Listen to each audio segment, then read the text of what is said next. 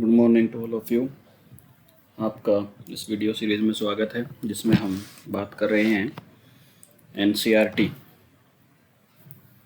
Class 12th।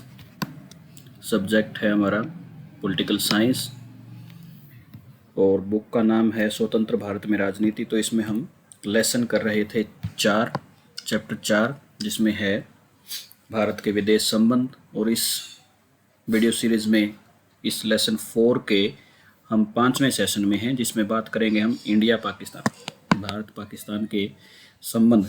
और विशेषकर से आज हम सिर्फ इसमें लेंगे कारगिल वॉर, 1999 का भारत पाकिस्तान का कारगिल वॉर। तो देखिए, इसको शुरू करते हैं। 1999 में भारत और पाकिस्तान के बीच जो कारगिल वॉर है वो मई 1999 से लेकर जुलाई 1999 के बीच लड़ा गया था। जम्मू कश्मीर में कारगिल नामक की एक जगह है जहाँ पर ये लड़ा गया था। तो यहाँ दो बातें इम्पोर्टेंट हैं। कारगिल में लड़ा गया था, दूसरा मई 1999 से जुलाई 1999 तक ये लड़ा गया था। और भारत की जो सेना है, थल सेना, उसने इसका नाम दिया था ऑपरेशन विजय। और भारत की जो वायु सेना है उसने इसका नाम दिया था ऑपरेशन सफ़ेद सागर। तो ये इम्पोर्टेंट बात है। ये ऑपरेशन का नाम क्यों दिया जाता है? हर कोई जब भी कोई सेना युद्ध करती है उसके लिए कोई स्पेशल टास्क किसी के लिए रखा जाता है तो उसका हम नाम देते हैं। ये खाली एक ऑपरेशन का नाम, जैसे हमारा नाम क्यों है, तो इसी तरह से जब सेना लड़ती है तो उस वक्त नाम दिया जाता है और सीक्रेसी के लिए भी ये नाम दिया जाता है।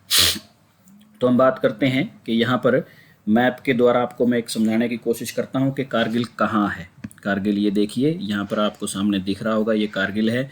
और ये हमारा जो है जहाँ से मैं इसको अभी करने की कोशिश कर रहा हूँ रेड, ये हमारा LOC है, लाइन ऑफ कंट्रोल पाकिस्तान के साथ। तो कारगिल देखें आप, बिल्कुल LOC के बिल्कुल पास में है।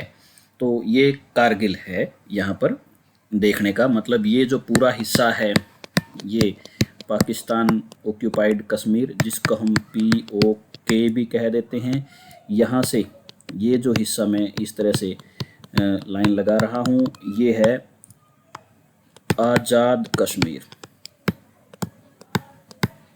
ठीक है, ये पाकिस्तान ऑक्यूपाइड कश्मीर है सारा, और ये आज़ाद कश्मीर है, जिसको मैं यहाँ इस तरह से कर रहा हूँ, आप देख सकते हैं। आज़ाद कश्मीर और पाकिस्तान ऑक्यूपाइड कश्मीर में क्या फ़र्क है? पाकिस्तान ऑक्यूपाइड कश्मीर का जो इलाका है उसमें पाकिस्तान की सरकार की डायरेक्ट दखलंदाजी है। और जो आज़ाद कश्मीर है जिसको आप यहाँ देख रहे हैं, उस आज़ाद कश्मीर का सिर्फ फ़र्क इतना है, वहाँ पे इनडायरेक्ट पाकिस्तान की सरकार काम करती है और इसमें कोई वो नहीं। इसका अलग से एक प्रधानमंत्री होता है जो इसके कामकाज को देखता है। यह सिर्फ इसलिए बनाया गया है ताकि जम्मू कश्मीर के पूरे इस जम्मू कश्मीर के लोगों को बहकाया जा सके कि भाई देखो, हमने आज़ाद कश्मीर की नींव रख दी। हम पाकिस्तान कश्मीर को पाकिस्तान हथियाना नहीं चाहता, अपने कब्जे में नहीं रखना चाहता है, बल्कि आज़ाद करना चाहता है। देखो, हमने जम्मू कश्मीर के इस हिस्से को आज़ाद कर दिया और बाकी को आज़ाद जम्मू कश्मीर के लोग करवाएं भारत से। और जब भारत से जम्मू कश्मीर आज़ाद हो जाएगा तो जो पाकिस्तान ऑक्युपाइड कश्मीर है वो भी हम आपको दे देंगे और आप अपना एक अलग देश इस तरह से बना सकते हैं। ये पाकिस्तान जम्मू कश्मीर के लोगों को या दूसरे उनको फैक्टर्स को इस तरह से बात बताता है। तो यहाँ पर आपको एक मोटा मोटा सा व्यू इसमें आगे देखो। भारत की तरफ से इसमें कुछ मुख्य शहर साथ लगते मैं आपको बताते तो भारत की सेना के लिए मुख्य जो जगह हैं, देखो यहाँ पे ये जम्मू है, ये अनंतनाग है, ये श्रीनगर है, ये बारामूला है, ये उरी है जिस पर फिल्म भी बनी थी, ये पुंछ है, ये रसाई है, ये लेह है, ये लद्दाख है और ये भारत का सियाचिन ग्लेशियर है। ठीक है, तो ये मुख्य से आपको जगह हैं जम्मू कश्मीर में जो हम आए दिन न्यूज़ में भी सुनते हैं, ये हम देखते हैं। तो नेक्स्ट स्लाइड लेते हैं हम। यहाँ पर आ जाता है कि इस युद्ध के बैकग्राउंड में क्या चला था या इस युद्ध से पहले क्या स्थिति बनने की कोशिश हुई थी, क्यों यह युद्ध शुरू होने के कगार पर था। तो भारत के 1999 में भारत के प्रधानमंत्री थे उस वक्त श्री अटल बिहारी वाजपेयी। पाकिस्तान चले जाते हैं लाहौर में और यह एक बस में जाते हैं। एक बस सेवा शुरू की गई थी उन दिनों में अच्छे संबंध स्थापित करने के लिए। अच्छे संबंध स्थापित करने के लिए एक इनिशिएट लिया गया था, वो बस सेवा शुरू की गई थी भारत और पाकिस्तान के बीच। तो बस से बहुत सारे लोग, इसमें पत्रकार भी थे, दूसरे लोग भी थे, वो सारे के सारे पाकिस्तान जाते हैं। तो वहाँ लाहौर शहर में रुकते हैं जो हमारे बाघा बॉर्डर के बिल्कुल पास है। तो वहाँ पर जाकर लाहौर डिक्लेरेशन साइन किया जाता है भारत और पाकिस्तान के प्रधानमंत्रियों के द्वारा। उस वक्त भारत के प्रधानमंत्री थे अटल बिहारी वाजपेयी और पाकिस्तान के प्रधानमंत्री थे नवाज शरीफ। तो इन दोनों ने लाहौर डिक्लेरेशन साइन किया। लाहौर डिक्लेरेशन की मुख्य बातें क्या है वो इस प्रकार से हम देखते हैं। पहला इसमें था कि हम दोनों देश परमाणु निशस्त्रीकरण पर बल देंगे। दोनों के दोनों देशों ने इस डिक्लेरेशन में इस बात पर सहमति जताई कि हम परमाणु हथियार आगे नहीं बढ़ाएंगे, आगे नहीं बढ़ाएंगे। और दूसरा, एक दूसरे के विरुद्ध परमाणु हथियारों का प्रयोग नहीं करेंगे। प्रथम प्रयोग, फर्स्ट यूज़, हम नहीं इनका करेंगे। भारत और पाकिस्तान एक दूसरे के लिए आपसी टकराव के जो मुद्दे हैं उनको बातचीत से सुलझाया जाएगा, ना कि युद्ध के द्वारा। और विश्वास बहाली, दोनों देशों के बीच विश्वास बहाली के लिए कदम उठाए जाएंगे, जिनको आप इंटरनेशनल रिलेशंस में पॉलिटिकल साइंस की अगर हम लैंग्वेज की बात करें तो कॉन्फिडेंस बिल्डिंग मेजर्स, CBM जिनको हम कहते हैं, इसमें कुछ चीज़ें आ जाती हैं विश्वास बहाली में। जैसे अगर हम कई बार ऐसा होता है, जैसे अगर भारत कोई मिसाइल का परीक्षण कर रहा है तो इस विश्वास बहाली की प्रक्रिया के तहत भारत कुछ घंटे पहले या कुछ मिनटों पहले पाकिस्तान को इन्फॉर्मेशन दे देता है कि भाई आज हम यहाँ परमाणु परीक्षण कर रहे हैं, अगर आपको इसका जानकारी मिले तो इसको युद्ध की स्थिति ना समझा जाए, हम खाली परमाणु नहीं मिसाइल परीक्षण हम कर रहे हैं। और उसमें एक विश्वास बहाली का एक तरीका और होता है कि दोनों देशों की सेनाओं के मुखिया, सेनाओं के मुखिया की मीटिंग की जाती है। जो दोनों देश हैं उनके सेनाओं के मुखिया जो होते हैं उनकी मीटिंग भी इस विश्वास बहाली प्रक्रिया में। तो विश्वास बहाली के कई तरीके हो सकते हैं, ये 2 तरीके मैंने आपको उदाहरण के लिए यहाँ बताए। तो उन्होंने कहा कि इस तरह के विश्वास बहाली के जो तरीके हैं उनको और बढ़ाने की हम कोशिश करेंगे। उसके बाद आ जाता है कि इस लड़ाई के मुख्य क्या कारण हैं। तो देखिए, फरवरी 1999 से 4 मई 1999 के बीच पाकिस्तान की सेना भारतीय चोटियों पर कब्जा कर लेती है। इसमें एक बात यहाँ पर इम्पोर्टेंट ये आ जाती है कि जो कारगिल में मुख्य चोटियाँ थी, अब कारगिल एक ऐसा इलाका है जो बहुत बर्फीला है। कारगिल का इलाका बहुत बर्फीला है। सर्दियाँ शुरू होने से पहले एक रिवाज है यहाँ पर, सर्दियाँ शुरू होने से पहले दोनों देशों की सेनाएं पीछे हट जाती हैं, क्योंकि सर्दियों में वहाँ रहना बहुत मुश्किल हो जाता है। तो इस रिवाज के अनुसार जो CBM मैंने आपको बताया, इस CBM के अनुसार दोनों देशों की सेनाएं पीछे हट जाती होती थी। लेकिन 1999 में भारत की सेनाएं तो पीछे हट गई, लेकिन पाकिस्तान की सेनाएं पीछे नहीं हटी। और उन्होंने उस सर्द मौसम का फ़ायदा उठाकर, बहुत ज़्यादा सर्दी होती है आपको पता है जम्मू कश्मीर में, तो उस मौसम का फ़ायदा उठाकर उन्होंने भारतीय चोटियों पर अपने बंकर बनाने शुरू कर दिए। इस तरह से जो कारगिल में थे, वहाँ पर कारगिल में हमारी सीमा के अंदर घुसकर सर्दियों में उन चोटियों पर अपने बंकर बना लिए, इन सर्दियों का फ़ायदा उठाकर, ताकि जब भी गर्मियाँ शुरू हों, भारतीय सेनाएं आगे बढ़ें तो इन चोटियों पर हम उनको काबिज मिलें और यहाँ से फिर उनको खदेड़ दिया जाए। तो ये इनमें कुछ मुख्य चोटियाँ थी, जैसे टाइगर हिल थी, तोलोलिंग थी, तो इन पर उन्होंने कब्जा कर लिया। लेकिन इस बीच क्या हुआ कि वहाँ पर जो कारगिल के इलाके में चरवाहे थे, जो भेड़ बकरियां चराते थे, उन्होंने इन गतिविधियों को देख लिया और भारतीय सेना और स्थानीय पुलिस को बता दिया कि वहाँ पर कुछ लोग हैं जो अभी भी पीछे नहीं हटे, तो आप उनको जाके देखें। तो भारतीय सेना जब पेट्रोलिंग की तो पाया कि वो पाकिस्तानी सैनिक वहाँ पर बैठ गए हैं और इस बात की जानकारी भारत की सेना ने पाकिस्तान की सरकार को भी दी और पाकिस्तान की सरकार ने कहा कि भाई ये हमारे सैनिक नहीं हैं। देखिए कितना यहाँ पर बात उन्होंने किस तरह से की। पाकिस्तान की सरकार ने कहा कि ये पाकिस्तान के सैनिक नहीं हैं, बल्कि ये तो जम्मू कश्मीर के लोकल आदमी हैं जो आंदोलनकारी हैं, आज़ादी के लड़ाके हैं, हमारे सैनिक नहीं है ये। तो उन्होंने इस बात को इनकार कर दिया बिल्कुल कि ये पाकिस्तान की हरकत नहीं है, ये तो जम्मू कश्मीर के आज़ादी के आंदोलन के लड़ाके हैं। ठीक है, तो उसके बाद 1999 में जब हम देखते हैं तो अब इस इलाके का इम्पोर्टेंस क्या है, तो भारतीय सेना के लिए यह इलाका युद्ध की दृष्टि से बहुत महत्वपूर्ण है, क्योंकि यहाँ से होकर एक हाईवे है, नेशनल हाईवे 10D, जो श्रीनगर को लेह लद्दाख से मिलाता है।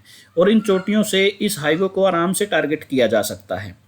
और इसको टारगेट करने के बाद आप ये समझ लें कि लेह लद्दाख और सियाचिन का इलाका, जो ग्लेशियर का इलाका है, आप उसको बिल्कुल तोड़ सकते हैं। भारतीय सेना की सारी सप्लाई इस हाईवे के द्वारा होती है जम्मू कश्मीर। जब हम नीचे से जाते हैं पंजाब की तरफ से, तो सारा का सारा जो सप्लाई है भारतीय सेना की जम्मू कश्मीर को सामान की, वो इस हाईवे से होती है। अगर इस हाईवे पर कब्जा कर लिया जाए पाकिस्तान के द्वारा या पाकिस्तान के सेना के द्वारा, तो फिर आप पूरे जम्मू कश्मीर को भारत से काट सकते थे। तो इसलिए यह हाईवे भारतीय सेना के लिए बहुत महत्वपूर्ण था। अब यहाँ पर आपको दिखाता हूँ, देखिए ये कारगिल है, नंबर 1 पे ये देखो लेह लद्दाख है, ये कारगिल है, और नंबर 6 पे यहाँ श्रीनगर है। तो ये जो हाईवे था वो इस तरह से इस चीज़ को जोड़ता है, जैसे मैंने आपको दिखाया, जहाँ से आपको मैं मार्क कर रहा हूँ, तो इस तरह से ये इस एरिया को जोड़ता है। और कारगिल में कहीं ना कहीं वो लोग यहाँ पर बैठे थे और यहाँ से इस हाईवे को बिल्कुल सीधा टारगेट किया जा सकता था। तो जो श्रीनगर का इलाका है वो पूरा का पूरा ये इलाका कट जाएगा अगर इस हाईवे को कहीं ना कहीं आप बैरियर कर देते हैं। तो पाकिस्तान का ये एक उद्देश्य था। देखिए पाकिस्तान का इस युद्ध का उद्देश्य है, आपको दोबारा मैं रिपीट करता हूँ, इन चोटियों पर कब्जा करके पाकिस्तान इस हाईवे पर अपनी नज़र बनाना चाहता था और इस पर कब्जा करना था ताकि जम्मू कश्मीर और सियाचिन और लद्दाख के इलाकों को अलग थलग कर दिया जाए और इस पर रणनीतिक बढ़त हासिल करके भारत पर दबाव बनाया जाए ताकि जम्मू कश्मीर मसले को पाकिस्तान के हक में सुलझाया जा सके। अब भारत ने इसके लिए टारगेट फिक्स किया और हमला किया। तो भारतीय सैनिकों ने 20-21 मई 1999 को इन चोटियों पर हमला कर दिया, भारतीय सेना ने भी और वायु सेना ने भी। देखो यहाँ पर एक बात और है, वायु सेना के जहाज़ों का उड़ना बहुत मुश्किल था, लेकिन फिर भी हमारे देश के सैनिकों ने बड़ी हिम्मत से यहाँ पर इस टारगेट को लिया। तो पाकिस्तान की सेनाओं के खिलाफ यहाँ पर अटैक किए गए और 4 जुलाई आते आते भारत ने टाइगर हिल, तोलोलंग हिल, इन सब पर अपने कब्जा कर लिया था और यह लड़ाई लगभग 40 दिन तक चली। तो भारतीय सेना ने अपने सभी प्रमुख चौकियां अपने कब्जे में उस वक्त तक कर ली थी। अमेरिका के राष्ट्रपति बिल क्लिंटन जो उस वक्त थे के दबाव में 4 जुलाई 1999 को नवाज शरीफ ने अपने सैनिक कारगिल से वापस बुलाने की निर्णय लिया और 26 जुलाई को भारत की सेनाएं लगभग सभी चोटियों पर काबिज थी और उस दिन को हम कारगिल दिवस या विजय दिवस, कारगिल दिवस या विजय दिवस के नाम से भी जानते हैं 26 जुलाई को। तो तब से हम इस हमले के बाद से जब भारत की सेनाएं जीती तो 26 जुलाई को फाइनली हमने सभी चोटियों पर कब्जा कर लिया और हमारे तरफ से इस युद्ध का जो फाइनल फेज था उसको किया गया और हमने इसको 26 जुलाई को कारगिल दिवस या विजय दिवस के रूप में मनाते हैं। तो यह एक ड्राइंग के माध्यम से आपको दिखाया है, कारगिल विक्ट्री डे, विजय दिवस इसको हम कहते हैं। तो इस युद्ध में भारत के सेनाओं ने बहुत अच्छा प्रदर्शन किया, तो इसलिए भारतीय सेना के सैनिकों को भारत सरकार ने परमवीर चक्र से भी नवाजा, जिसमें एक विनोद पांडे, विक्रम बत्रा, योगेंद्र सिंह यादव और संजीव कुमार, ये 4 सैनिक थे जिन्होंने बहुत अच्छा प्रदर्शन इसमें किया और बहुत अच्छे तरीके से इस ऑपरेशन को उन्होंने किया। तो इनकी फ़ोटोज़ भी मैं आपको दिखाऊंगा, इनके कुछ मुख्य वाक्य भी हैं वो भी यहाँ हम रिपोर्ट करेंगे। तो सबसे पहले विक्रम बत्रा, तो इन्होंने कहा था कि either I will come back after hoisting the tricolour और I will come back wrapped in it, but I will come back sure. इन्होंने कहा कि मैं या तो इन सब जगहों पर तिरंगा झंडा फहरा के आऊँगा, नहीं तो इसमें लिपट के आऊँगा, लेकिन आऊँगा ज़रूर। इन्होंने एक वाक्य और कहा था जो बाद में बड़ा फेमस हुआ, आज भी आप ऐड में देखते हैं। इन्होंने कहा था, ये दिल मांगे मोर। टाइगर हिल पर कब्जा करने के बाद इन्होंने कहा कि ये दिल मांगे मोर, जो बाद में एक सॉफ्ट ड्रिंक पेप्सी कोला ने शायद इसको अपने ऐड में भी शामिल किया था कि ये दिल मांगे मोर। आप इसको आज देखते हैं तो ये पहली बार विक्रम बत्रा ने युद्ध के समय इस वाक्य को यूज किया था। तो बहुत अच्छे करेजियस तरीके से इन्होंने वहाँ पर लड़ाई करी थी। दूसरा है कैप्टन मनोज पांडे। तो इन्होंने भी कहा, अगर मेरे फर्ज की राह में मौत भी रोड़ा बनती है तो मैं कसम खाता हूं कि मैं मौत को भी मात दे दूंगा। तो इस तरीके से, इस जज्बे के साथ उन्होंने इस लड़ाई को लड़ा था। ये हैं योगेंद्र सिंह यादव। योगेंद्र सिंह यादव जो है अपने, देखिए यहाँ पर अपने जख्मों को दिखा रहे हैं बाद में कि किस तरह से ये लड़े। और एक हैं राइफलमैन संजय कुमार, और इन्होंने हैंड टू हैंड कॉम्बैट का मतलब होता है कि डायरेक्ट लड़ाई, हाथ से लड़ाई में बहुत सारे तीन का कहा कि 3 लोगों को वहाँ पर मार दिया गया था और खुद भी बुरी तरह से इंजर्ड ये हो गए थे। तो इनकी बहादुरी के लिए भारत सरकार ने इनको परमवीर चक्र से नवाजा था। तो भारत की जीत के हम बात करते हैं कि मुख्य कारण क्या क्या थे। तो एक तो मुख्य कारण था कि बोफोर्स गन ने भारत की बड़ी मदद करी। बोफोर्स गन जो है वो बहुत दूर तक मार कर सकती है, ऊंचाई तक मार कर सकती है, उसके लाना और ले जाना भी आसान है। तो इसलिए भी हमारे पास इन ऊंची चोटियों पर हम काबिज हो सके। दूसरा, इजराइल ने भारत की मदद करी थी हथियारों के साथ, और जो ड्रोन टेक्नोलॉजी आप आज देखते हैं उसके साथ भी भारत की मदद करी थी। यहाँ बात एक नोट करने की है, अमेरिका ने भारत को अपना जीपीएस सिस्टम सेना के यूज के लिए देने से मना कर दिया था, और इससे सबक सीखते हुए फिर भारत की सेना ने अपना खुद का जीपीएस सिस्टम बनाया, जिसको 2012 में शायद फिर लॉन्च किया गया था। तो अब हमारी सेना के पास अपना खुद का जीपीएस सिस्टम है। जीपीएस सिस्टम का मतलब होता है ग्लोबल पोजिशनिंग सिस्टम, जो आजकल आपके पास आम मिलता है मोबाइल में। तो उसको वो शुरू में सैनिक यूज के लिए अमेरिका ने बनाया था। जब उनके यूज का नहीं रहा, इससे एडवांस सिस्टम उन्होंने बना लिया, तो फिर ये मार्केट में उन्होंने दे दिया था। तो ये है बोफोर्स गन। तो ये बोफोर्स गन है जिसको आप आसानी से एक ट्रक में भी लाद के ले जा सकते हैं। उतारो तो ठीक है, नहीं तो उसके साथ भी इसको यूज किया जा सकता है। बड़ी आसानी से इसको लाया ले जाया जा सकता है। तो लड़ाई के परिणाम क्या हुए? इस लड़ाई के मुख्य परिणाम यह हुए कि भारत ने इस लड़ाई में जीत हासिल की। उसके बाद भारत में चुनाव हुए, और उन चुनावों में एनडीए जो बीजेपी की मुख्य गठबंधन है, उसने 303 सीटों के साथ चुनाव जीता और 13वीं लोकसभा में पूर्ण बहुमत प्राप्त किया। और इनकी सरकार फिर 1999 से 2004 तक पूर्ण बहुमत के साथ चली थी। प्रधानमंत्री अटल बिहारी वाजपेयी थे। इसके बाद और भारत में तो इस तरह से इसका रिएक्शन हुआ। पाकिस्तान में क्या हुआ? पाकिस्तान में नवाज शरीफ की जो सरकार थी उसका तख्ता पलट कर दिया था जनरल परवेज मुशर्रफ ने, जो कि एक सैनिक तानाशाह बन गया और उसने अपने आप को पाकिस्तान का राष्ट्रपति घोषित कर लिया था। जैसे आपने पहले वीडियोस में देखा है कि यहाँ इस तरह की चीज़ें होती रहती हैं। लड़ाई के परिणाम क्या हुए? पहली बार यह लड़ाई एक ऐसा युद्ध था जो टीवी पर लाइव दिखाया गया था, क्योंकि उस वक्त भारत में बहुत सारे संचार क्रांति आ गई थी, बहुत सारे चैनल भी भारत में प्राइवेट आ गए थे। तो लोगों ने इस लड़ाई को पहली बार टीवी पर लाइव देखा था।